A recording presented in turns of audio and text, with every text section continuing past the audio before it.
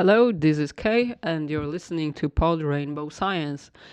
And in today's episode, we're going to talk about non binary identities. What is non binary identity and what it means to be non binary person. And also, we're going to say what's the difference between non binary and transgender person. Here we go.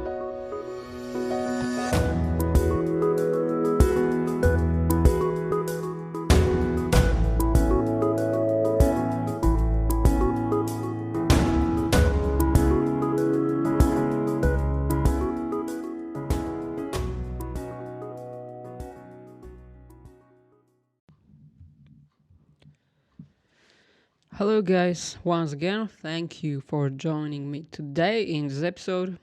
I have to apologize to you for my voice. If it sounds a little strange, it's because my allergies on again, and it's actually killing me a little. So, if I sound a bit under the weather, it's because of the allergy and because of running nose. But I gotta tell you that the winter is descending and it's pretty visible today. I am sitting here and it is 4:40 p.m. and it's completely dark already and it's super cold, by the way, and that's why I just came back from work. I prepared a huge cup of hot tea and I'm ready to record the brand new episode of the show.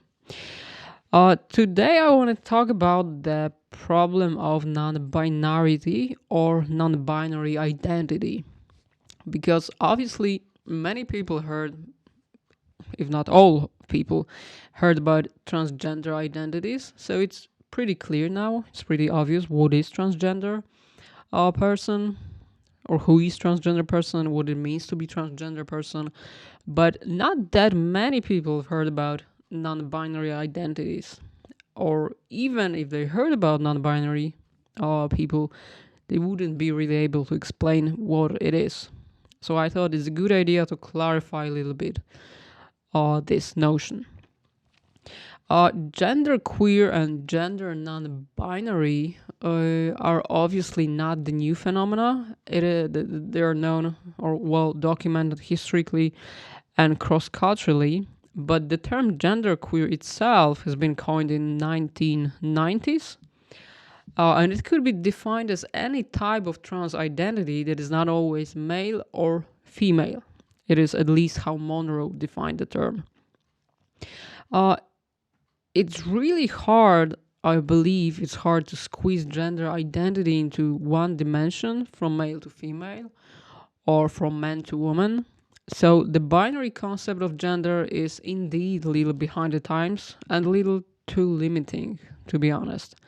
So when you take a look at gender expression, you see that there is no clear border between what's manish and what's womanish. And long time ago, it was very vividly defined what women could do and what men could do, and what was appropriate for men and what was appropriate for women. And when you take a look at the history of humanity, it would be even easier to find evidence that when women tried to do something that was allowed to be done only by men, they were imprisoned or killed or burned at the stake.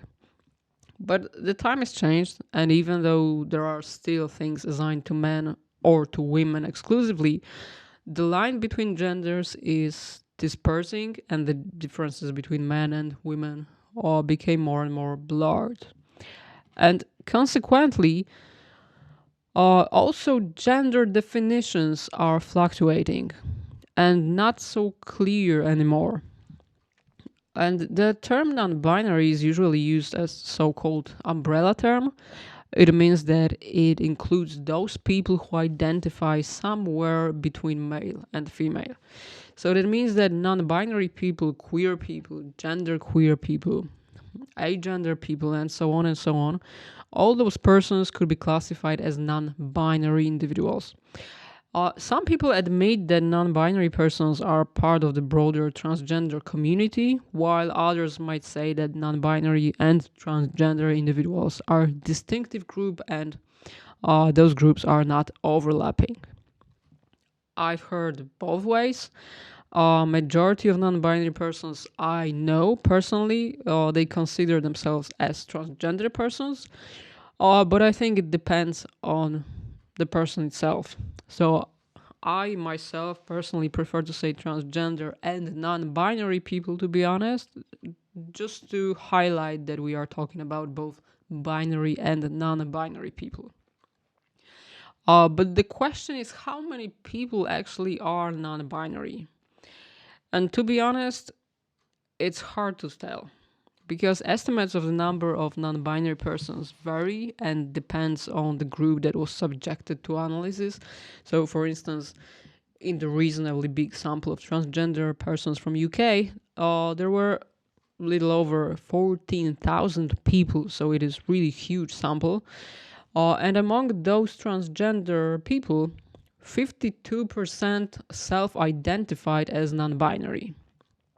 On the contrary, neither with colleagues analyzed the literature on transgender individuals and found out that about 80% identified exclusively as men or women. So it makes 20% of people to be somewhat non-binary. Additionally, in the Dutch sample, the gender identity called ambivalent was reported by only 3 up to 4% of transgender people. So you see that it's really hard to assess an exact number of non-binary persons. However, we have a few common observations that occur in many, if not all, samples analyzed in terms of non-binary identities. Those things are a higher proportion of non-binary people among younger participants. That is the first one. And higher proportion of non-binary identities in persons assigned as women at birth. And those patterns are explained usually in a social cultural manner. That means that young people might be more familiar with the term non-binary itself, and therefore they are more likely to use it. On the contrary, older people, and by older I mean those people who are now 25 or 30 or maybe 40, 10 years or 20 years back, the term transgender was odd enough and not many people explored this issue. Also, not many mental health specialists have heard about non-binary people at that time. So when someone presented symptoms of gender dysphoria or declared that they felt inconvenient with their bodies, they were almost automatically diagnosed as transgender person. Or to be more precise, as either FTM or MTF. It means either female to male or male to female, respectively. Those terms are not used anymore. We say that someone is transgender man or transgender woman. Sometimes people identify as trans man or trans woman, or just man or woman. We don't use this female to male notions anymore. In clinical practice, however, when it is necessary to indicate the direction of transition, we usually note the assigned gender. So we have to divide people to two groups, which are people assigned female at birth, or AFAB usually, or AFAB, or people assigned male at birth, AMAB or AMAB. However, in the case of research, it is not always necessary to indicate it, and especially when it comes to non-binary persons, so we usually just say the non-binary identities or non-binary individuals in general. The growing recognition of non-binary and genderqueer identities led to changes in the structure of institutions, and it becomes more and more popular to include more than 2 or 3 gender identities in service, for example. And some countries also add the preferred pronouns, including she, her, he, him, or they, them, which is also very useful for binary and even cisgender people. And I'm glad when someone sends me the message and has he or she in the footnote, because I already know how to write to this person. And I don't have to use this neutral form like dear sir, madam. So I really recommend doing it anyway, even if you are straight person, even if you are a cisgender person, I recommend using this on Twitter or in your mails. It is very helpful. First, it helps other people in communication with you, and second, non-binary and transgender people are not so exposed when they have such information in their caption. And also, in many institutions, by the way, such thing is mandatory. So it is really good. So it becomes more and more popular. But the question is, what the heck is gender non-binary identity, and how different it is from binary genders? Well, non-binary individual or gender diverse individual, to put it in a nutshell, is someone whose gender identity falls between or outside male and female identities. Such person can either experience being a man or woman at separate times, experience being man or woman at the same time, or experience no gender identity at all. So it feels like gender identity, calling yourself man or woman, feels strange or something you don't really feel like doing. And to properly understand it, we have to understand two separate terms: gender identity and gender expression. Those things usually go mutually, but usually, of course, doesn't mean always. Gender identity is, in general, defined as one's internal sense of person's own gender. It is a very private experience, and it can be understood as gender self-awareness. Just like feeling American or British, identifying as Muslim or Jew, identifying as a lawyer or musician, it is your internal sense of feeling something that is part of you, and it builds up to your whole self-identity. On the other hand, we have gender expression, which is defined as the behaviors associated with masculinity or femininity, and usually it is related to socially accepted ways to express gender identity. But it can also vary from culture to culture. So, for instance, in the United States or Italy, skirts are worn only or almost only by women, and this type of clothing is gender expression assigned to women. But when we go to Scotland, a skirt is an element of the traditional man outfit, and when men are wearing skirts in that certain context, they are certainly not regarded as female, and skirts are not indicators of female identity. And on the other hand, for instance, suits were usually worn by men, and by definition, suits are considered to be men's clothing, but it's not so rare to see a woman wearing a suit. So we see that gender expression might fluctuate over time, and the thing that is considered to be exclusively assigned to women in a few years might be considered as unigender, for instance. And we could, of course, multiply those examples, starting with clothing and ending with labor, for instance. But the question that often comes first in the case of non-binary individuals is the one concerning transition-related plans. For example, whether non-binary individuals want to undergo chest surgery, whether they want to be on hormone treatment, whether they want to change their name, and what this name should be. What name they're gonna use, while majority of names indicate the particular gender.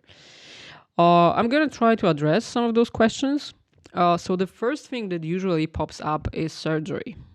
Do non-binary people want chest surgery or genital surgery? Well, the answer should be yes and no. And actually, those answers should come at the same time, actually.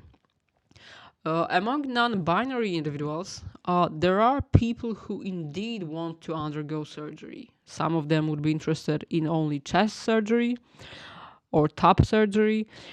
Some of them would like to have a complete gender surgery. So they'd like to have both chest and genital surgery. And on the contrary, we're going to have non-binary people who do not wish to undergo any surgery at all.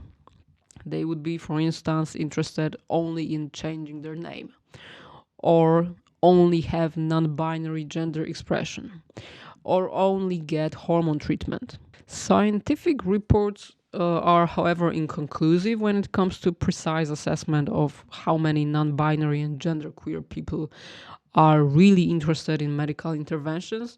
And for example, out of almost 460 transgender persons who came to the clinic to have the chest surgery, 13% identified as non-binary individual. And I don't know whether it is big or small fraction. However, in the US sample, over 60% of non-binary persons declared they have had or would like to have either hormone or surgery intervention. So it shows that majority of non-binary persons are interested in at least some kind of interventions to change their body appearance. But that is actually comparable to transgender people's situation. Also, those who identify as binary, so either men or women, those people want some or no medical interventions. For example, they want only hormone therapy or they want only chest surgery, but nothing else. And of course, there would be people who want all of those things. So they would be interested in hormone therapy, surgeries, and for instance, social transition. And I believe those urges should be understood in terms of the whole transgender phenomenon. So we have to understand that gender dysphoria is a continuum. So it's not yes or no situation. It is not black or white situation.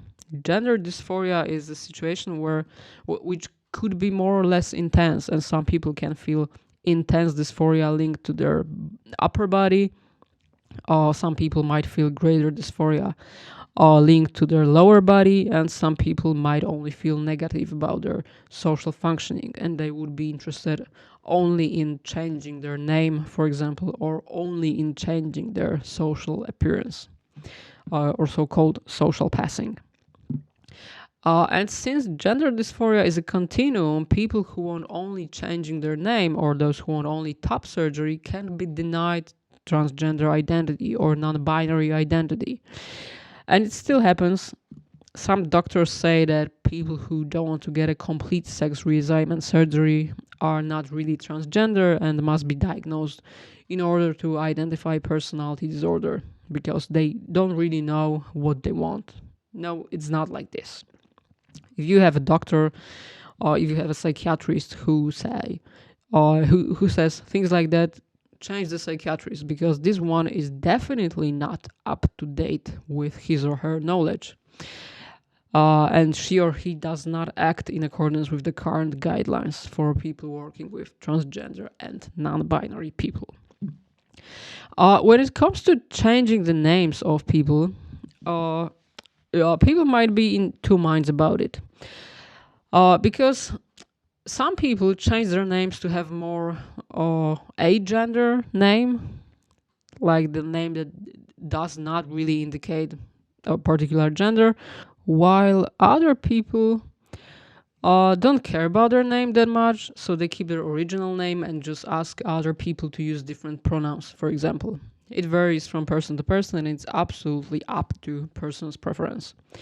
The researchers who are interested in non-binary individuals and in general transgender community, those researchers often ask themselves the question, what makes the difference?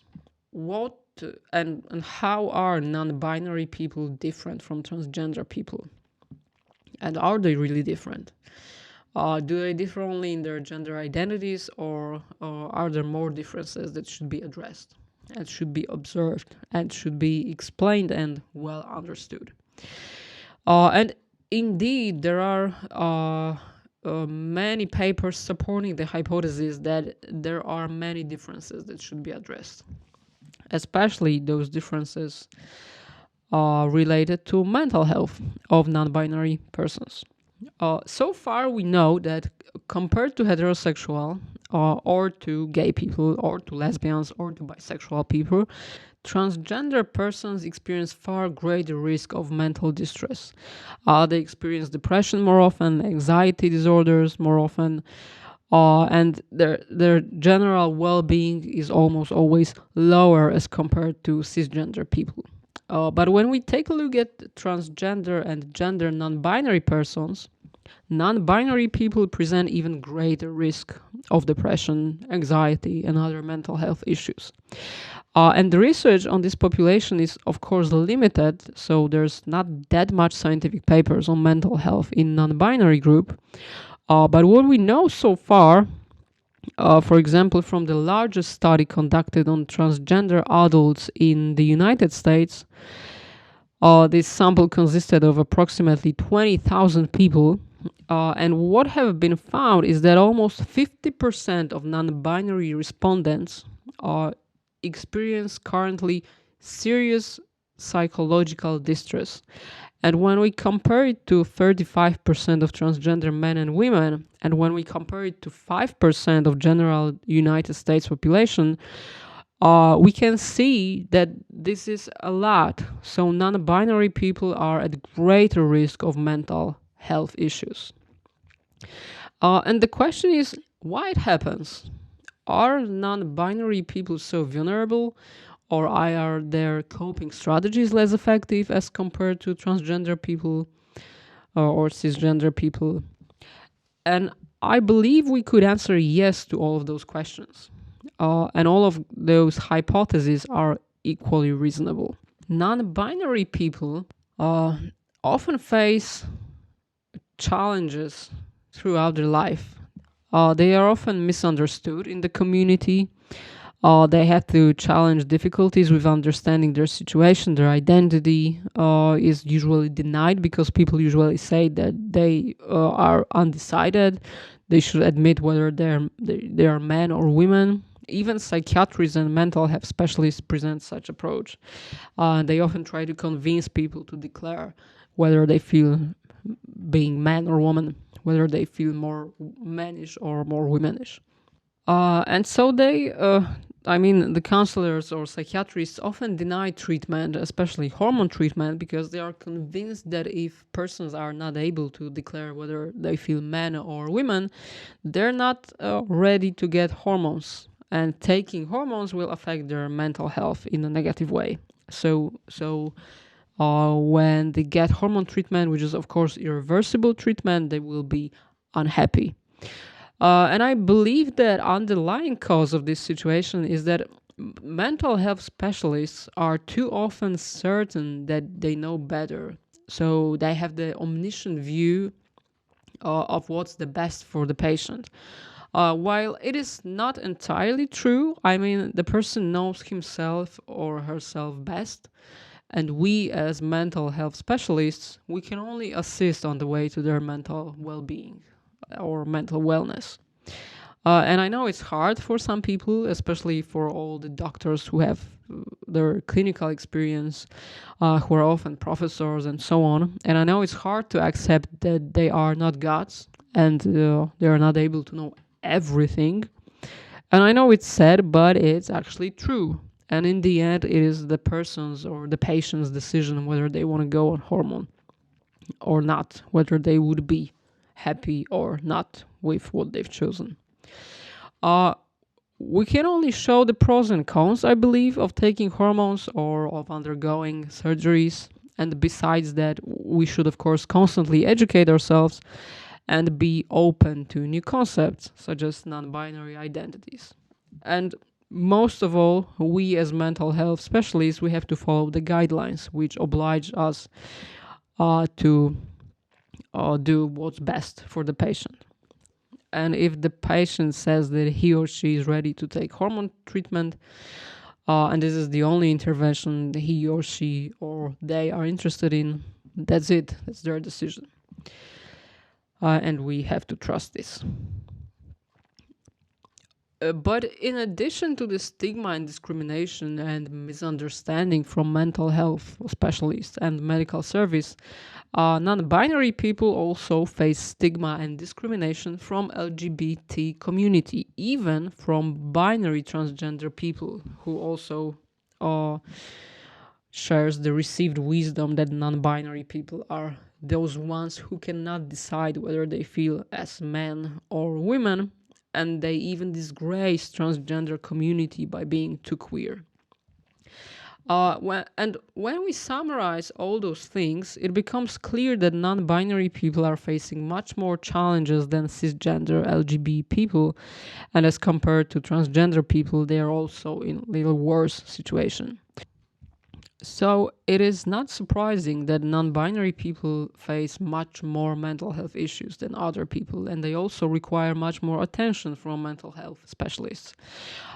So my advice for you is first to be open to new concepts and to understand that some people might feel men and women at once, or they can feel neither men nor women.